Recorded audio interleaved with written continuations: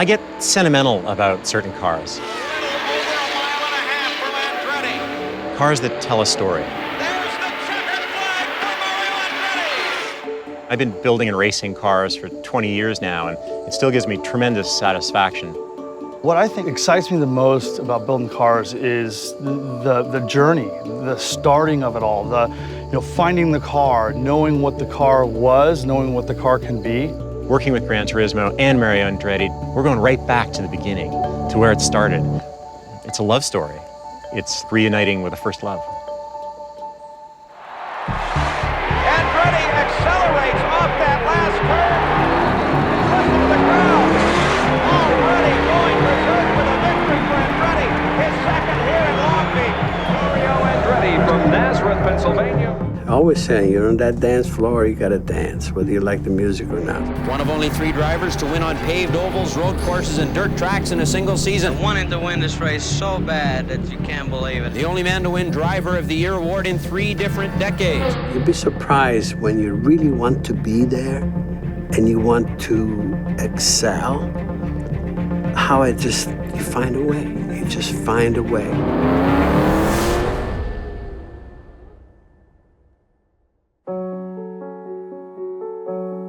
I was born and raised in Italy, and we were living in Montona, and the family did not have a car. But for some reason, we were captured by this aura of racing. Aldo and I actually, we built a little buggy with the 4 wheels and a little steering, and we were pushing each other down the one hill, which was in front of our house, and there was pretty steep hill, and then it was slightly level, and then was turning. We wouldn't just go and drive nice. We'd go, we just lean it over, things like that. After the Second World War, the border shifted, and we were trapped inside the communist country, which at the time the occupation was Yugoslavia. We moved on to Lucca, which we were in a refugee camp for 7.5 years. And there was a garage next to where the main entrance was. And we befriended the owners there, and they were repairing and also parking cars. So that's where we learned how to drive, at like age 11, 12.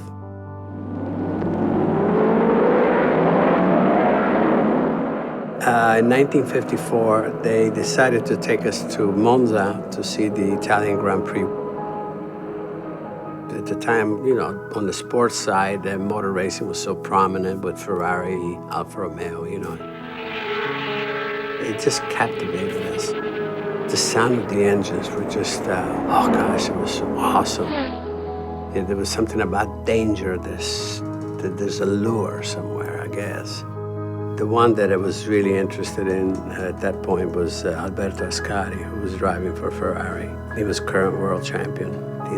Just the way he was being described by the press, like ice blood flowing through his veins and, just very relaxed but aggressive. And I can tell you that the mold was cast that day.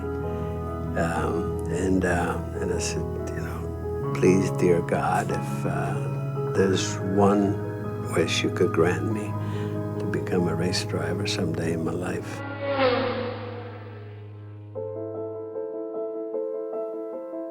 Arriving to America was very exciting from the standpoint that what is going to be like, what is going to be. And I remember clearly the sailing under the Statue of Liberty, and then you're looking at the backdrop of Manhattan. And we made our way to Nazareth. We arrived there in midweek. I think it was a Thursday or something like that. And Sunday night, the following Sunday night, we were just there and, after dinner, and all of a sudden we see lights, bright lights in the background. And all of a sudden, a big roar. And so I figured there's a race going on somewhere. So Aldo and I looked at each other. We booked. It was a fairground. Local fairground, and a half-a-mile track. We were just peeking through the fence, and they had these brute modified cars. I think, oh my God, they looked like little monsters, compared to Formula One cars, but it looked very doable. Like you look at a Formula One car and figure, oh gosh, I couldn't build that. But this figure, almost something clicked, it says, this looks like could be viable, for us to get involved in. So clearly, all of a sudden, America will not be too bad after all. Aldo and I, we started going to the races. We go to every Sunday. And we don't know when, but we figured, we're going to figure out a way to get involved. You develop friendships and you talk. And I figured, why don't you guys start building a car? There was a suggestion to build something that was very popular in the NASCAR circuit. The NASCAR circuit was becoming, obviously, it was really picking up steam, and factories were involved. You had Ford, Chevy, Chrysler. At that time, it was Hudson. Get an all-new Hudson with all-season air conditioning. A Hudson V8, the most beautiful performer of them all. And on the short tracks, the Hudson were really, were the ones that were winning most of the races. So the suggestion was, why don't you build a Hudson? Go get a Hudson, in the junkyard. All you need is the shell. And then start, building and putting all the characteristics that you need. To do that, you need some money, right?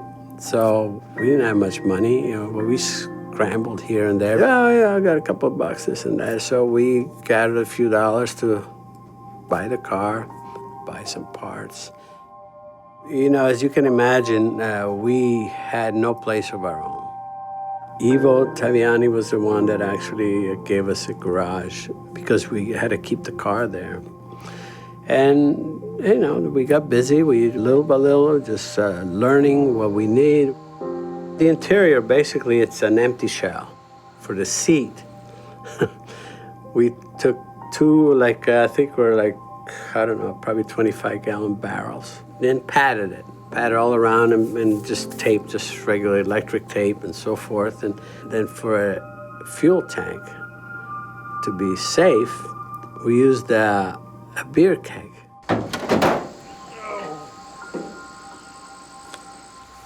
Straight, everything seized, water pump seized. The car that Mario and his brother Aldo actually raced was a 1948 Hudson, and the car that we've managed to find is a slightly later one, about a 52, 53.